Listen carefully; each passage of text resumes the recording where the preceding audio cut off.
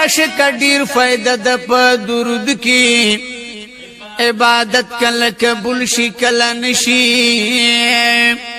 بسم الله الرحمن الرحیم. قدرمنو په دې سیټ باندې په ډیر ښکلي انداز سره په نعت شریف کې د درود شریف فضیلت شوی دی چې په عقاید جهان جناب رسول الله مبارک باندې څوک یو کرته درود ووایي څومره ثوابونه دي، څومره درجه د انسان اوچتېږي او څومره نیکۍ انسان ته الله پاک په دې درود پاک باندې ورکوي. نو قدرمنو تاسو کوشش وکړئ دا نعت شریف په شوق سره واورئ، ټول نعت واورئ. نو په دې کې تاسو له یو غټ میسج دی من کې ضرور ماشاءالله سبحان الله ولیکئ او ویډیو مرګرو سره ضرور شیر کړئ. رتلو یا سرمایا دا په درود کی اوه عاشق ډیر فائدہ د په درود کی عبادت کله قبول شي کله نشي. مقبول هر یو جمله د په درود کی چې درود څوک وایي ما ته به نږدې وي.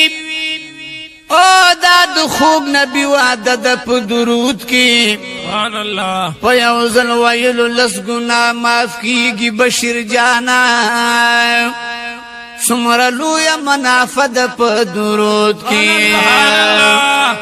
دغه شان لس درجې پرې اوچتېږي. او لس رحمت خزانه د په درود کی د کوثر په غاړه دوی به پیژندې شي. محبوب وای دا علامه د په درود کی هیر بیات شک درود شریف څوک وایي او فائدہ وګوره ښکاره د په درود کی روزانه چې څوک 50 کرته وایي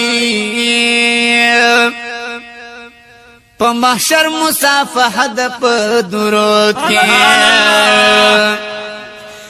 صفای غسل پاکي خون د بدن ده او د ایمان د زنګ آل د په درود کې وای حاجی شمس الرحمن